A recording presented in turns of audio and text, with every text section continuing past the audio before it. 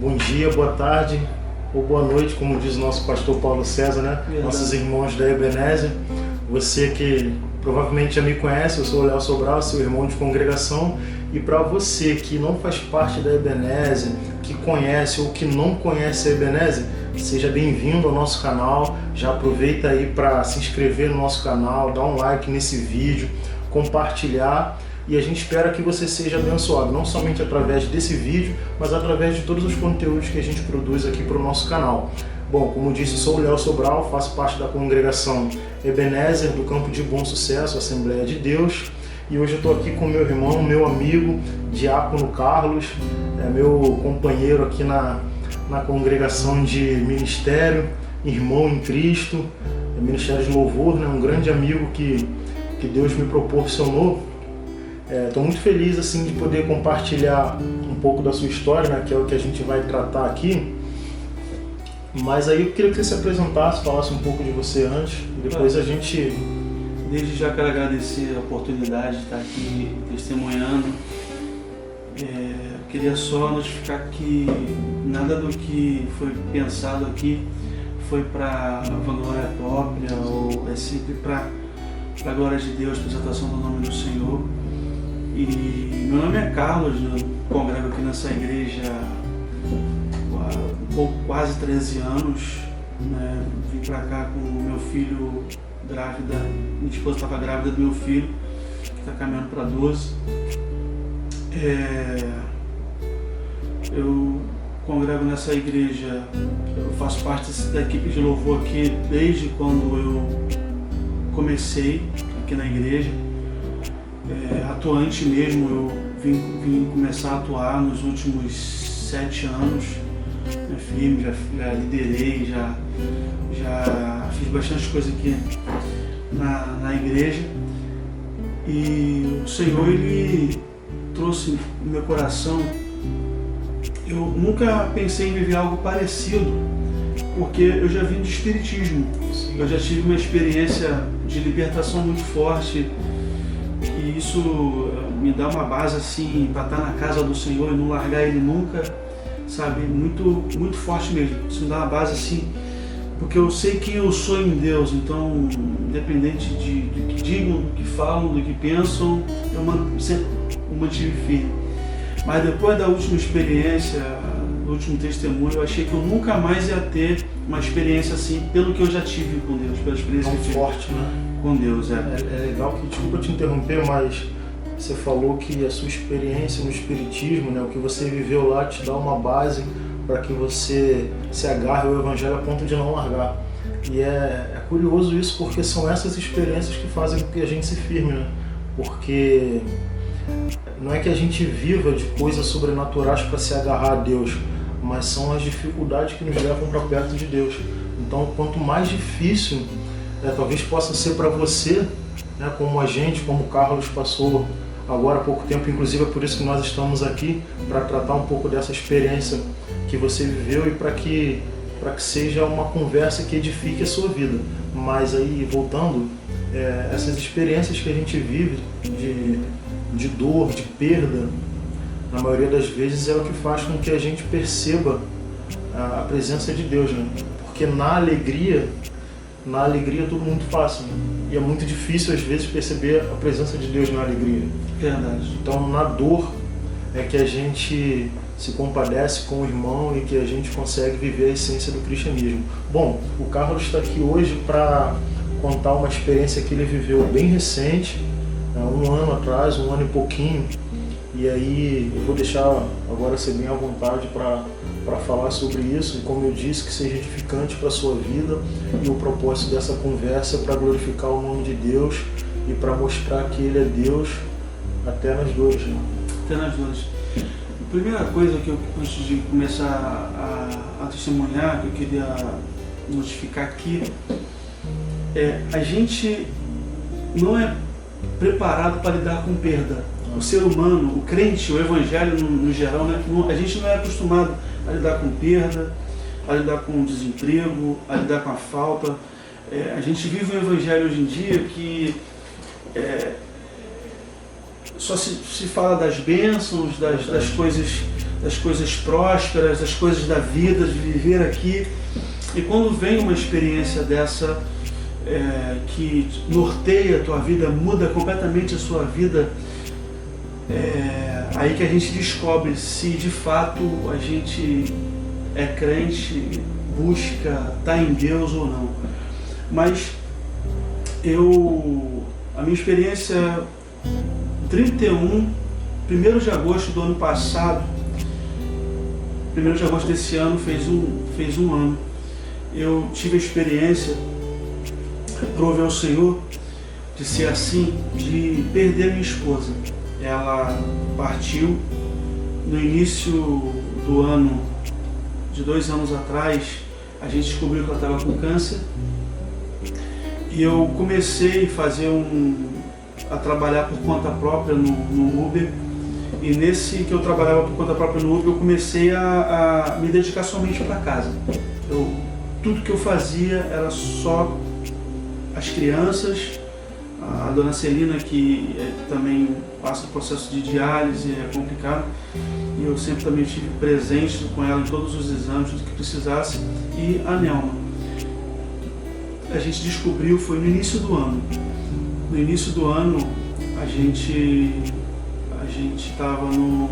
foi fazer a biópsia, e eu me lembro como palavras dela, ela falava para mim: nossa, como um coração do homem enganoso, porque eu tinha certeza no meu coração de que não era câncer, porque se diziam que câncer não dói, e o seio dela doía muito durante esse processo, doía muito mesmo, a ponto dela subir e descer uma escada, balançar o peito e doer. E nós choramos muito no início do anozinho, lá em Santa Cruz. E a gente voltou e Deus começou a movimentar as coisas, tudo em prol dela. Nós fomos encaminhados para um hospital de quando eu passei por esse processo do espiritismo, que é um bate-papo para outra situação. Teve uma senhora que me ajudou muito nesse hospital, e ela, nesse processo que eu passei, ela me levou para lá para ser voluntário nesse hospital, Hospital Mário Creif, lá na Penha, a dona Jane. E encaminharam a gente exatamente para lá. Quando encaminhamos a gente para lá, eu imediatamente procurei a dona Jane. E eu vi ela depois de muitos anos, e isso aí, quando foi no início da minha conversão, eu estava com 19 anos, então já com 33, 34 anos, a gente muda bastante, e ela me viu e falou que eu tinha uma áurea boa, e tinha uma áurea boa, você não me é estranho, e ali a gente começou a conversar, eu mostrei a Nelma a ela, e ali ela começou já a adiantar um pouco do processo, daquilo que ela podia fazer, porque tinha coisa que dava para fazer, tinha coisa que eu não tinha que esperar, não tinha jeito. Então passamos o encaminhamento, a gente começou ali o tratamento, e fizemos ali, ficamos no tratamento do câncer mais ou menos 1 ano e meio, e faz rádio, faz químio, e várias consultas, e Nelma passou pela retirada da mama, na quimioterapia o cabelo caiu, todo o processo.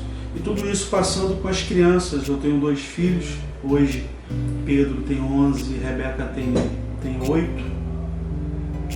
Passando com as crianças na escola, e foi chegando um momento que a gente achou que estava tudo bem, quando passou um ano do tratamento e virou o ano de 2018 para 2019, 2017 para 2018, passamos o ano bem. Quando começou mais ou menos o mês de maio, a gente já começou a sentir já algumas coisas diferentes. Um avanço? Um retorno, mas muito agressivo. Dizem que câncer em jovem é muito mais agressivo do que em gente de mais de idade. O dela, e a Nelma já tinha alguns caroços, um caroço na cabeça, um caroço aqui embaixo do braço, e tudo isso preocupava a gente. E começou com uma dor no pulmão.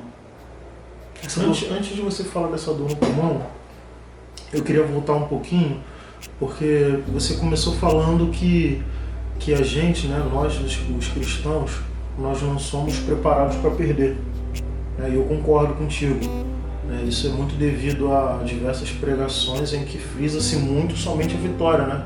E a gente realmente não é preparado para perder. Óbvio que em Cristo a gente consegue alcançar vitórias, a gente tem sucesso na nossa vida pessoal, na nossa vida profissional, mas a gente também não pode esquecer que a vida é uma vida de perdas também. E na maioria das vezes mais perdas do que vitórias. Mas você falou sobre essa coisa de nós não sermos preparados para perder. E aí eu queria voltar um pouquinho nesse percurso que você viveu com a Nelma, que foi uma pessoa que eu conheci muito pouco. Eu cheguei na Ebenezer no final de 2019, de 2017. Então eu já cheguei quando você já estava vivendo esse processo. Mas eu lembro que você interrompeu ali, nem que fosse por duas horinhas esse processo de acompanhamento da sua esposa. Interrompeu não, né? Mas você nunca deixou, como diz a senhora lá para você, da áurea boa, né? Você, em meio a esse turbilhão de problemas e questões vivendo com sua família, quando eu cheguei aqui na Ebenezer, você, meu líder na época de Ministério de Louvor, né, se desprendeu lá da sua casa, foi até a minha casa conversar comigo, com a minha esposa, e nos deu uma atenção assim que talvez outra pessoa naquele momento nem precisasse fazer, ou você mesmo não precisasse fazer, mas o amor cristão, a necessidade de ir ao encontro do outro reforça essa coisa de que você tem uma áurea boa. A gente não vê, né, a áurea, mas a gente sente através dos frutos, a gente vê através dos frutos o que Deus faz através da vida dos seus filhos. Mas aí, falando dessa coisa de perder, eu queria entender, ou que você contasse assim, como foi o momento da notícia. Porque eu imagino que você está sentado diante de um médico e ele dá esse diagnóstico, ele provoca uma mudança radical na vida. Você já contou que mudou, né? Você saiu do teu trabalho e tal, você foi para outro trabalho, mas eu queria que você contasse assim, por dentro, como é que é receber essa notícia? Rapaz, eu sempre fui um cara muito otimista, eu sou até hoje. Eu sempre vou olhar para a vida, e por mais que esteja tudo difícil, tudo ruim, eu sempre vou olhar um ponto de esperança, uma possibilidade de melhora, eu sempre vou olhar. Então, eu sempre dei força para tratamento. Sempre. Isso é fé, né? Quando veio a notícia, a primeira coisa que eu comecei a encorajar ela foi de se tratar. E comecei a usar palavras positivas para ela também, dizer que a gente vai vencer, que a gente é forte, que a gente tem um Deus que pode todas as coisas, que se Deus preparou os médicos e está dando possibilidade de tratamento, a possibilidade de cura. E foram palavras assim que eu tive que, durante todo o processo, na verdade, eu sempre tive que estar lá do lado. Porque, Léo, é complicado, imagina só, a gente sabe que as mulheres são muito vaidosas, imagine só a mulher perdendo o cabelo. E você tem que estar ali do lado ali, sabe, trazendo palavra. E não só elevando a autoestima. Uma vez esses dias eu conversei isso com a Cintia, não só elevando a autoestima, mas amando. Principalmente amando. Amando, cuidando. Porque a doença, ela vem, mas o amor é anterior à doença. E ele tem que ser durante e posterior também, porque isso não muda no quadro. E a doença, por incrível que pareça, aproximou muito a gente. Muito. Porque eu ouvia tanta história de tanto marido que abandonava a esposa, tanto filho que abandonava a mãe, ou vice-versa, tanta gente que chegava lá, ficava sozinha, tinha gente que estava lá fazendo tratamento sozinha, não tinha ninguém para acompanhar, e eu incansável ali do lado dela, empurrando a cadeira, ou estando do lado. E quando houve esse retorno que foi muito agressivo, eu me lembro mais ou menos no finalzinho do mês de maio para junho de 2018, teve um chá de mulheres aqui, e na liderança da irmã Tânia e do pessoal das mulheres, e eu pedi à irmã, falei, poxa, deixa eu fazer uma homenagem para Nelma. Aí, não, pô, vai ser legal, e eu não sou muito bom no violão assim, eu sou muito limitado. Mas tinha essa música pronta, foi uma música que eu cantei no nosso casamento, e eu fiz essa homenagem para ela. E vendo os vídeos, está tudo lá no Facebook, e eu fico muito feliz, porque a gente já estava no processo de retorno, de maio, finalzinho de maio para junho, aí passou julho, quando foi 1º de agosto, a Nelma partiu. 1º de agosto ela partiu. E foi tudo tão rápido, a ponto de ninguém esperar. Amigos falavam para mim, o pastor Alex falava, amigo, por que você não falou? Porque eu achava que eu tinha expectativa, eu sabia que poderia, de repente, ela ficar fazendo tratamento o resto da vida, quimioterapia o resto da vida, eu acreditava nisso. Mas como, cara?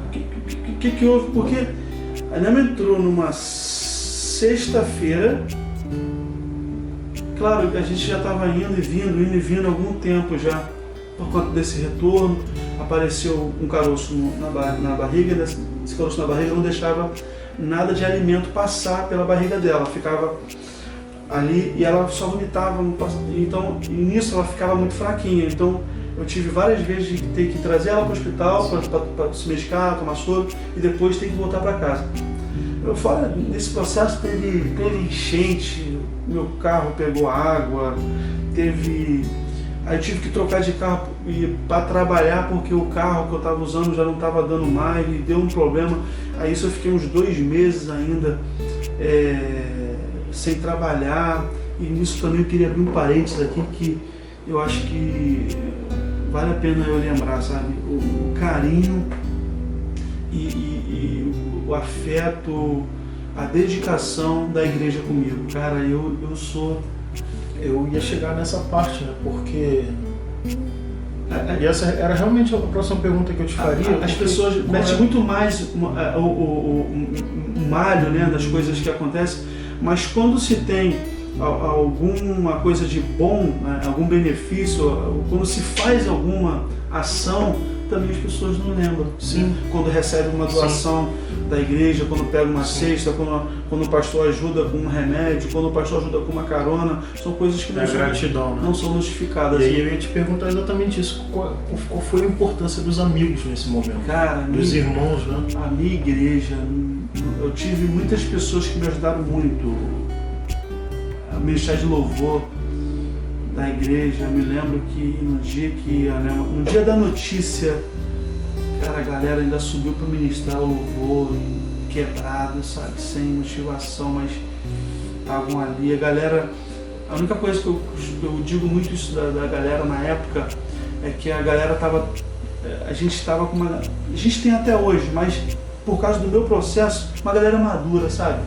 Até os mais jovens, você via uma maturidade de entender, de estar ali. E vou falar, a galera andou sozinha. Teve o Vinícius, que hoje é o líder do louvor, Vinícius e Kelly, mas na época não eram e tomou a frente, sabe? Só me perguntava o que fazia.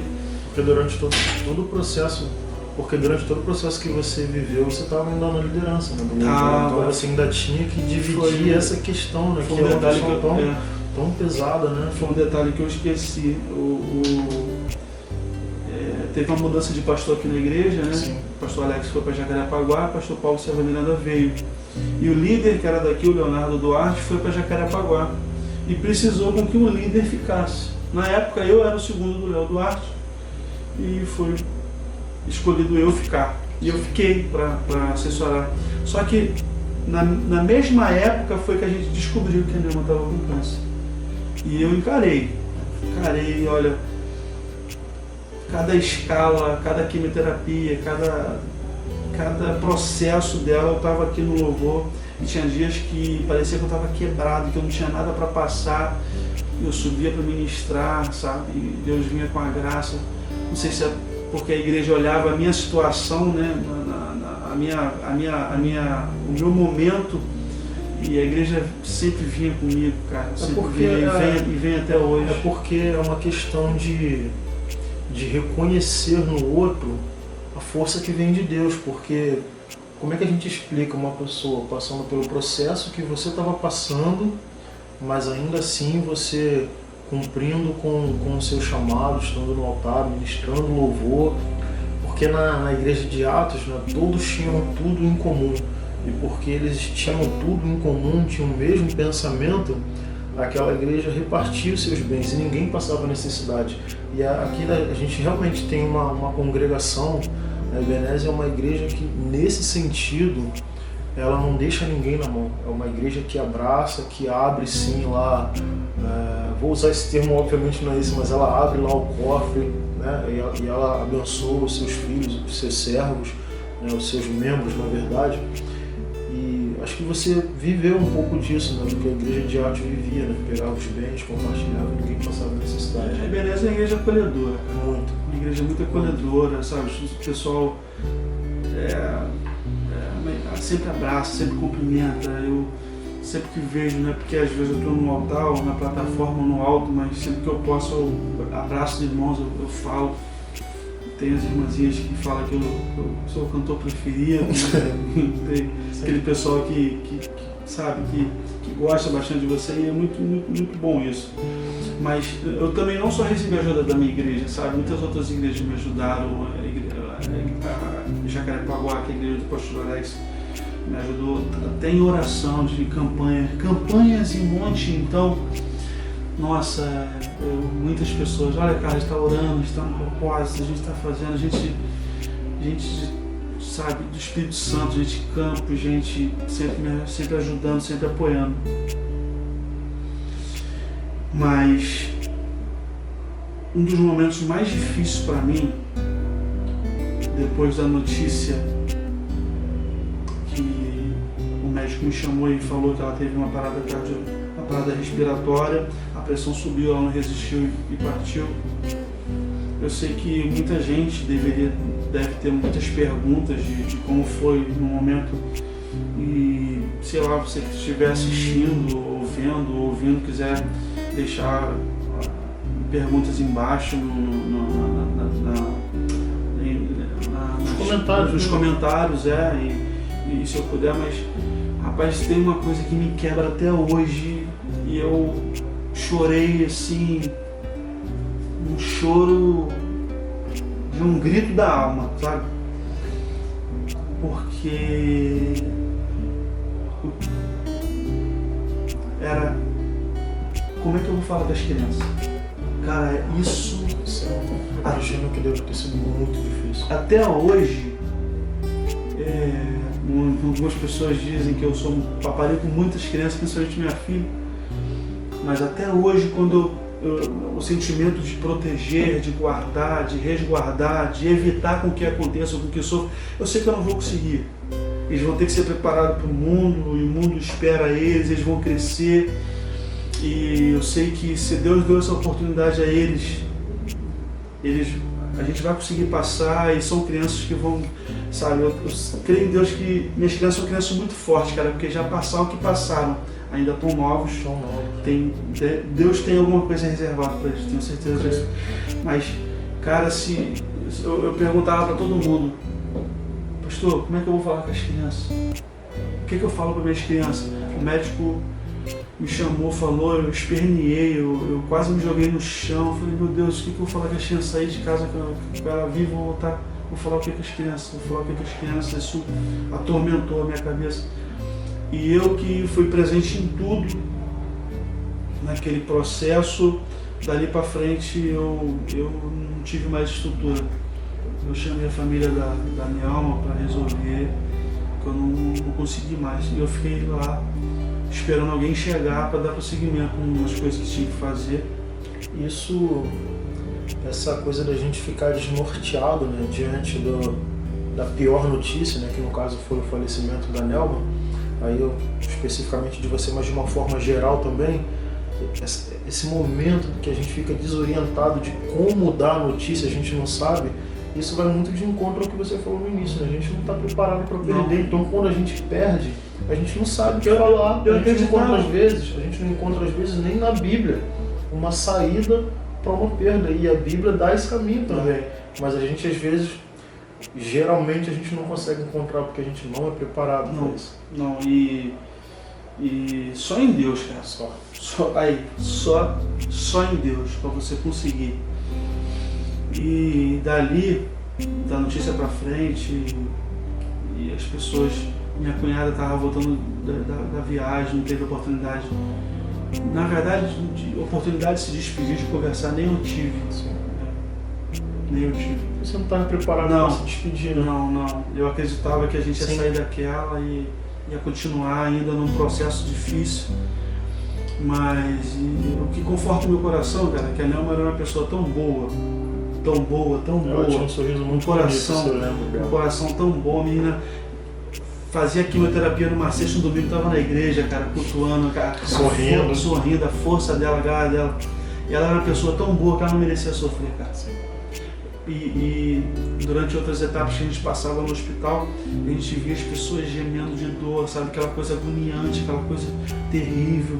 Quantas vezes elas já ficavam internadas no hospital, às vezes 2 dias, nos 2 dias que estava lá, 5, 6 pessoas tinham partido, sabe? E a pessoa fica sofrendo de dor, eles deixam a pessoa morrer de dor, cara, porque chega uma hora que o remédio não dá mais jeito. Tem muito detalhe ainda que numa oportunidade melhor a gente está tentando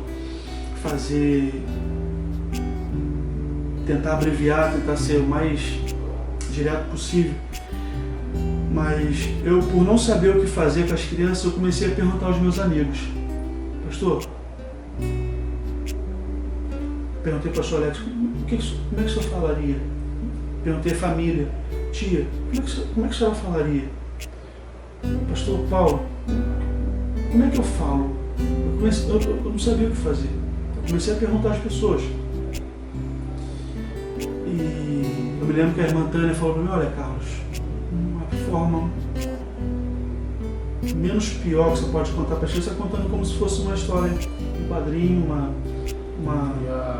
Desculpa te interromper, porque eu preciso falar isso, né? Às vezes a gente não usa a nossa profissão pro reino de Deus, porque a gente acredita que a nossa profissão é para a gente ganhar dinheiro e para sustentar a nossa família. É um fato. Vamos ganhar dinheiro com a nossa profissão, sustentar a nossa família e tentar transformar a sociedade. Mas eu estou falando isso porque a Tânia é pedagoga.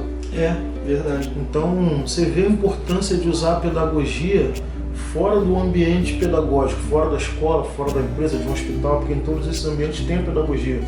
Mas ela usou a formação dela, que eu tenho certeza que foi Deus quem preparou ela para essa profissão, tenho certeza absoluta, e quem sabe até preparou ela para esse momento, porque foi o momento, sabe, do start. De repente um monte de gente falou para você um monte de coisa, mas talvez aí tenha partido da melhor forma. Eu tive amigos que falaram: Carlos, porque isso é lúdico, né? Se eu fosse você, eu falaria logo, porque pode alguém falar. Sim. E eu no dia eu estava tão mal em enterro no dia seguinte, tão mal, que eu preferi não falar. Preferi correr esse risco e falar com eles bem. Sim. Estar bem psicologicamente, aparentemente. Quanto tempo demorou até o momento que você contou? Não, um dia, no dia seguinte, eu cheguei em casa com a notícia, né, pra família, para todo mundo, e aquele alvoroço, um monte de gente entrando e saindo, e eu fiquei deitado. Tive amigos que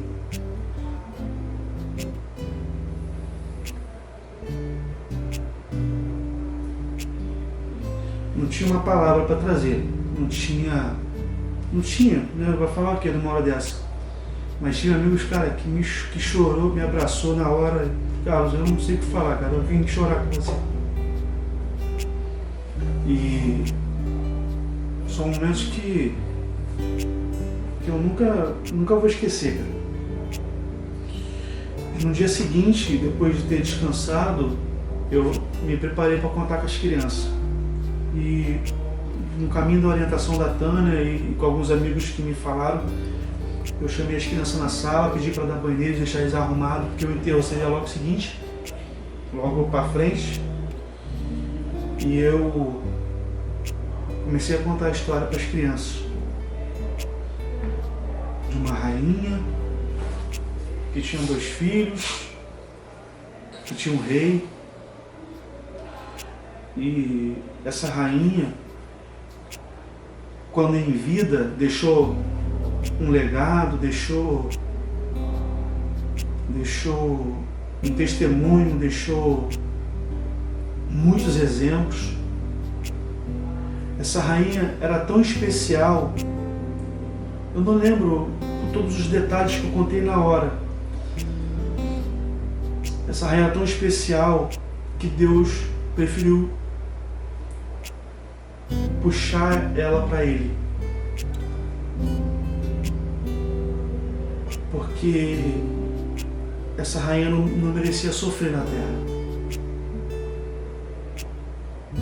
E as crianças me olhando assustado, eu resumi: essa rainha que o papai está contando para vocês é a mãe de vocês. E abracei ele, chorei, e eles choraram. E daquele momento pra frente só foi pancada. E hoje é o enterro dela. Papai quer saber se vocês... E outra coisa que eu perguntei para todo mundo: levo ou não levo? Porque há um dilema, né, de traumatizar, há um dilema de crescer e ficar com aquilo na cabeça de que meu pai não quis levar, ou levou e traumatizou. Eu durante todas as minhas pesquisas, eu li muito, procurei ouvir bastante pessoas, ouvir bastante coisas. Eu respeito, na verdade, até hoje os meus filhos, mesmo sendo criança, mas em cada decisão, posso até exagerar nas decisões deles, mas eu dei a eles a oportunidade de escolher. Eu falei para eles: olha, a mãe de vocês partiu porque o ser humano nasce, reproduz e morre. Foi a lei da física. Olha, a gente nasce, reproduz e morre. E mamãe partiu, mamãe, e tá só o corpo dela lá em um lugar que depois vai ser enterrado. E o papai quer saber se vocês querem despedir, quem lá ver. E uns acharam que eu tinha que levar, outros acharam que eu tinha que levar. A Rebeca quis ir e o Pedro não quis ir. Dizem que a menina é mais pegada ao pai. Mas a Rebeca era muito pegada à mãe. Muito. Porque a mãe mimava muito ela, fazia muita... as vontades dela. E minha tia me ajudando também, me orientou a deixar o ambiente, né, lá do lugar vazio, só para ela chegar. E tava só a avó. E ela chegou e eu então, não... Pedro não foi. Pedro não quis ir, ficou em casa, com outras crianças que não foram. E eu também não quis levar ela para o enterro. Sim. Nisso eu quis privar ela, porque eu acho que é uma cena muito forte. É forte pra gente, né? Que já tá maduro, às vezes acostumado a participar de alguns momentos. Possa ser que uma hora, alguma vez na vida, eu leve eles lá, no dia que foi aqui, para eles terem a experiência do cemitério, da perda, da partida. Não sei, né? Pode ser que uma hora Deus me oriente, eu leve eles. Eles ainda estão na fase de perguntar algumas coisas, e eu sempre mostro foto, não apaguei nada, assim, tenho tudo guardado, porque o luto não é só meu. Eu acho que mais do que o luto, é importante você falar isso, porque aí eu, muito brevemente mesmo, falo um pouco de mim, né? Eu não conheci minha mãe, não tenho fotos da minha mãe, nunca vi o rosto da minha mãe, e aí eu te interrompi para falar isso, que é importante você guardar mesmo, porque é a história dela que precisa ficar gravada e guardada na cabeça das crianças, né? Porque é a mãe deles, é insubstituível, ainda que ela não esteja presente, né? E vai ficar, porque ela era uma mãe exemplar, uma mulher exemplar, uma dona de casa exemplar. A gente casou novinho, né? Eu tinha 21, ela tinha 20. A gente construiu uma história, né? A gente amadureceu junto, né? Aqueles erros de principiante de casar, de casamento. Casou numa época que, engraçado, que juntava, ia fazendo salgadinho, guardando, comprando por mês refrigerante. A gente casou numa época assim, sabe? Eu fico vendo, eu tenho vídeos, né? Eu fico vendo os vídeos, eu fico, nossa, eu fiz isso, cara. Foi. Foi um casamento muito bonito, ajuda de muitas pessoas. Eu acho que... Qual é a lição que você tira disso? Dessa experiência que você passou, né, desde o primeiro momento de desconfiança, né, nem o diagnóstico, né, quando vocês perceberam que alguma coisa não estava normal, até o momento da perda, não, até o momento ali da despedida, de fato, do cemitério, do enterro. Qual é a lição que fica diante disso tudo, de uma situação tão marcante? Cara, a lição que ficou pra mim não foi uma lição muito fácil, não. Porque chegou o meu entendimento, eu entendi assim, que a vontade de Deus ela é imutável. Por mais que você ore, eu me lembro de muitas pessoas fazendo campanha, e eu acreditava, eu até participava de algumas campanhas, inclusive eu tenho foto da Delma de uma semana antes dela partir, a gente fazendo campanha no monte. Não foi por... Alguém pode pensar, poxa, mas por que não fez campanha, Deus cura, Deus não mudou? Sim, mas doença não dá em poste, e vivemos numa humanidade que somos sujeitos a isso. E a nossa esperança não está na terra, a nossa esperança está na eternidade. Então, se acreditamos que o melhor de Deus para as nossas vidas é viver com Ele na eternidade, o que passa aqui no mundo é passageiro. Fica mais fácil de compreender que não somos desse mundo. Nós temos a promessa de que o Senhor vai voltar para buscar a sua igreja. Só que o Senhor recolhe os seus. No caso da Nelma, o Senhor voltou para ela e recolheu ela. Porque a Nelma era uma mulher muito especial. Muito especial. Muito especial. E isso ficou muito forte no meu coração, assim, de início. Assim. Eu até deixei de cantar muitas músicas, porque se a minha oração, se não muda a vontade de Deus, o desejo de Deus, então é em vão eu orar. Eu cheguei a pensar assim. Eu sei que tem várias passagens na Bíblia que por um intercessor Deus muda o percurso, o quadro, mas também tem várias passagens na Bíblia que houve oração e Deus não mudou. E não mudou, não. Com essa mudança do Antigo Testamento para o Novo, isso não mudou, ele continua soberano. Verdade.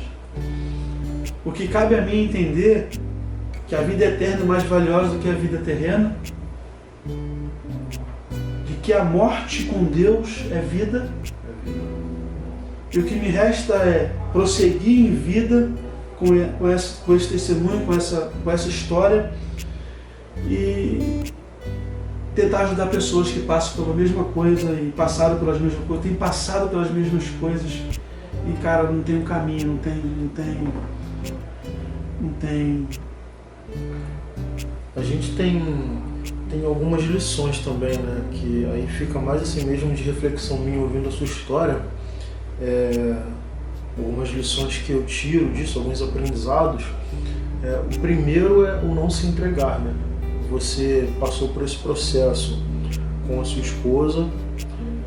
Eu imagino que para ela receber essa notícia foi infinitamente mais impactante para você, porque era ela que estava vivendo na pele, né? Ainda que você como marido, como uma só carne, viveu tudo isso com ela, sentiu também, mas foi ela quem recebeu a notícia de uma forma mais dura. Mas você, junto com ela, não se deixaram abater. Então talvez aí fique a primeira notícia, a primeira lição para um momento de dor profunda, né? No momento da luta, porque acho que se a gente se entrega, a gente piora essa situação. Então essa é uma lição. Acho que a outra lição, acho que a gente pode aproveitar aqui para fazer um apelo, talvez, eu não sei se é apelo a palavra, mas a gente está diante de pastores, a gente está diante de evangelistas, enfim, de pessoas diversas que pregam o Evangelho. E acho que um pouco do que você contou agora fica como um pouco de alerta. Você que nos assiste, você pode pregar sobre todos os tipos de bênçãos, porque a Bíblia te dá esse direito, né? A Bíblia dá esse direito, mas não omita das suas ovelhas o momento da dor, porque a gente precisa ser preparado para a dor e a gente precisa, enquanto liderança, né? Você é um líder de departamento, de uma congregação, você precisa preparar a sua ovelha, porque esse momento de dor ele acontece de diversas formas. Você perdeu a sua esposa, tem gente que perde o emprego e não consegue se recuperar mais, perde filho, vai à falência. Eu estou falando de uma forma geral, é óbvio que a vida é muito mais importante, mas há diversos níveis de perda, assim como há diversos níveis de vitória. Então é importante que você também frise um pouco nisso nas suas pregações. Não é tornar a pregação depressiva, para baixo, né? Mas é porque a gente também vive hoje um momento em que só se prega bênção. Choque de realidade. É exatamente isso. É necessário, uma vez ou outra, a igreja entender que nós não somos desse mundo. E nenhuma bênção nesse mundo, nenhuma bênção terrena nesse mundo, ela é capaz de se sobrepor à bênção maior de viver na eternidade com Cristo. Então, acho que tem um pouco dessas duas lições, de não se entregar e você que tem a oportunidade de falar, né, com o microfone, com o cargo, no bom sentido, obviamente, mas de falar com as ovelhas, de falar a verdade nesse sentido, de que a vida também é uma vida de perdas. E aí, Carlos, eu não sei se você ainda tem mais alguma coisa para contar desse processo, você pode ficar à vontade, mas eu queria também falar um pouco desse seu novo momento, né? Porque você agora está vivendo um novo momento, onde você está reconstruindo a sua história, reconstruindo, eu não vou dizer recuperando o prazer pela vida, porque eu acho que a gente não perde isso, a gente fica mais maduro, a pancada forte, mas você hoje está se reerguendo, construindo uma nova família, né, porque Deus nos dá essa oportunidade. E aí você fica à vontade, se quiser falar sobre isso, se tem ainda algo que passou, que você precisa contar, sem ter necessidade. Para finalizar, a lição que concluir esse testemunho com a lição, se você tiver a oportunidade nesse momento de olhar para tua esposa ou teu marido, tua mãe, teu pai, seus irmãos, tios, seus avós, aproveite a vida, viva hoje, viva o dia de hoje, como se Cristo voltasse ainda hoje. Não viva em cima de fofoca, disse-me disse, deixando a vida se estragar por bobeira, por besteira, mas aproveita a vida de hoje. Enquanto pude, eu fiz, eu cuidei, eu tratei, sabe? Foi uma ordenança de Jesus, né? A gente deve amar as nossas esposas como Cristo amou a igreja. Eu não preparei minha vida em momento nenhum para perder minha esposa, mas o Senhor quis levar. Mas em todos os momentos eu aproveitei. Tivemos passeios, antes dela fazer a retirada da mama, tivemos viagens, tinha dias que ela sem poder comer camarão, dizem que está com câncer, mas ela quis ir para o restaurante de rodízio, eu levei esse mesmo. Sabe, querido, viva a vida, aproveite a vida, diga que ame mais, viva mais, não deixe com que a vida passe. E a pergunta que o Léo me fez sobre essa nova fase que eu estou vivendo, eu também queria destacar uma brincadeira que eu fazia muito com a Nelma, que quem vivia em serviço, em área de risco era eu, né? Era eu que trabalhava no Uber à noite, em ônibus, que tinha ponto final em comunidade, tinha tiroteio, tinha que tirar ônibus correndo. E eu brincava com ela assim, olha filha, se eu morrer, você tem seguro, você tem DPVAT, tem um carro, não deixa, aproveita, tá? Mas eu vou te pedir só um favor, você espera pelo menos 1 ano para casar de novo. Não vai procurar já casar de novo rápido, poxa, respeita pelo menos o falecido, né? Porque tem gente que já no velório já tá de olho, eu brincava muito isso com ela e essa lição ficou para mim. Eu quis respeitar a Nelma, os momentos das crianças, e eu só comecei a procurar, a me envolver com outras mulheres só depois de um ano. Ela partiu 1º de agosto de 2019, 1º de agosto de 2018, né? 2019 fez um ano. Tanto que a Cíntia Matias, beijinho, a gente começou a conversar um pouquinho depois e a gente começou a namorar mesmo dia 18 de agosto, né?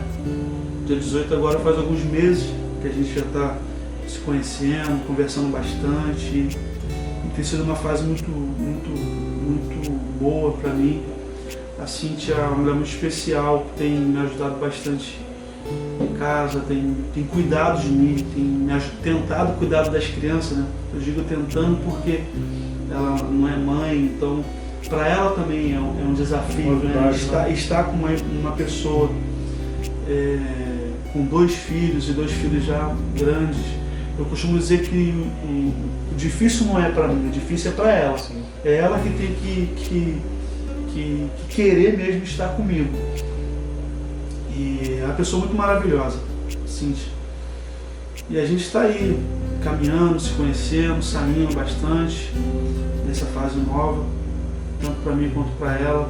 Deus, Ele tem os seus meios, né, de trabalhar, seus meios de encontrar as pessoas. Eu acredito muito que Deus fez com que eu encontrasse a Cíntia para fazer ela feliz, para ela também me fazer feliz, a gente reconstruir uma história juntos. Eu imagino que Deus tem suas formas de trabalhar, né? E aí nessa forma de trabalhar ele não permite. Tem uma música do Marcos Almeida que se chama Toda Dor é por Enquanto. Essa música ela fala sobre o final mesmo da vida, né? Que diante do sofrimento, em algum momento a dor acaba. Então toda dor é por enquanto. Mas ela também, essa música me traz como reflexão esse toda dor é por enquanto para esse momento do luto, por exemplo. Então eu creio sim que Deus prepara essa saída da dor para um momento de riso, né? E acho que você está vivendo um pouco disso hoje, de encontrar uma companheira que, como você disse, não tem experiência com criança, mas já encontra você com 2 adolescentes, e abraçar seus filhos, né? O que é muito difícil também acontecer, mas você conseguiu encontrar uma pessoa que abraçou seus filhos e que é abraçado por eles também, né? Por mais que tenha um momento de transição, para a criança é um pouco difícil, mas a criança também ela tem um pouco mais de facilidade de aceitar, né? de ter uma nova pessoa ali na sua casa, né? Como auxiliadora, como ajudadora. Então Deus também prepara esse momento. E aí, assim, o que não só eu, né, mas como que toda a congregação de Ebenezer, todos os seus amigos de fora de Ebenezer, os irmãos em Cristo, tenho certeza que estão muito felizes com essa sua fase, né? A dor do luto, ela também passou para os seus amigos, ficam as boas lembranças agora, tudo aquilo que a Nelma representava para você, representava para a congregação, para a obra, porque servia também, né? Uma mulher de serviço. E o que a gente deseja é que você seja feliz, que você seja muito feliz, que você reconstrua a sua história, que seja bênção em todos os sentidos e continue sendo bênção para a nossa congregação, né? É um ministro de louvor que, para mim, é uma referência, né? A gente sempre costuma dar referências de pessoas, de artistas, vamos dizer assim, de conhecidos, mas é uma pessoa que para mim é uma grande referência por tudo que viveu, por não ter interrompido, né? Nem abandonado o barco, é interrompido, porque, como eu disse, era normal que você interrompesse, mas você seguiu ali até onde deu. Então é uma referência pra gente. Tenho certeza que é uma pessoa muito amada na Ebenezer. Daqui a 13 anos, há 3 anos atrás eu ainda estava no mundão, tenho 10 anos de convertido, né? E você já está há 7 anos no Ministério de Louvor aqui da Ebenezer, me recebeu muito bem, continuo recebendo as pessoas que chegam. Foi uma honra, assim, ouvir melhor a sua história. Eu conhecia, mas conhecia um pouco, não tinha esses detalhes. E acho que para a congregação também, né? É legal as pessoas ouvirem o que você passou, se sentirem dentro da sua história, perceber que os esforços que elas fizeram também por você é reconhecido, como você citou aqui algumas pessoas. E é isso, cara. Então você fica à vontade aí, faça suas considerações finais. Como diz o nosso pastor, um beijinho na flor. Eu quero agradecer, Léo, pela oportunidade. Obrigado, tá? Agradecer meus familiares que têm me ajudado pra caramba nesse processo aí da perda da Celina, minha mãe, minha irmã Natasha, a Cíntia. Agradecer a minha igreja, cara, minha igreja que amo de coração, sabe? Toda a equipe de louvor que teve ombreada comigo, os obreiros. Eu lembrei da irmã Tânia, que a irmã Tânia queria fazer, que como a Nema partiu em agosto é o aniversário da Rebeca, no mesmo mês. A irmã Tânia se prontificou em fazer festa, sabe? O pessoal, não, Carlos, vamos fazer. Eu resumi a festa da Rebeca num presente que a mãe queria dar, que era uma boneca, bebê reborn. E a irmã Tânia mobilizou o pessoal para ajudar, sabe? Poxa, a irmã Tânia, benção na minha vida e até hoje tem um carinho, sempre pergunto como é que tá, sabe? Se eu começar a falar nomes, eu vou acabar esquecendo de alguém e eu vou falhar, sabe? Mas, pô, a gente faz subir aqui os nomes aqui no tempo. Meu pastor, cara, pastor Paulo, cara, que, poxa, sempre esteve do lado, perguntando, e até hoje, né, nesse processo novo que estou vivendo, tá me acompanhando, tá do lado ali. Sabe, pastor Alex, que foi meu pastor aqui na Ebenezer, mas além de um pastor, é um amigo, né, que a gente tem de muitos anos, sabe, toda a congregação de Jacarepaguá, a congregação de Ebenezer e outras igrejas que me ajudaram, meu pastor que migrou para Jesus, o pastor Alexandre também. Cara, muita gente que eu tenho para agradecer. E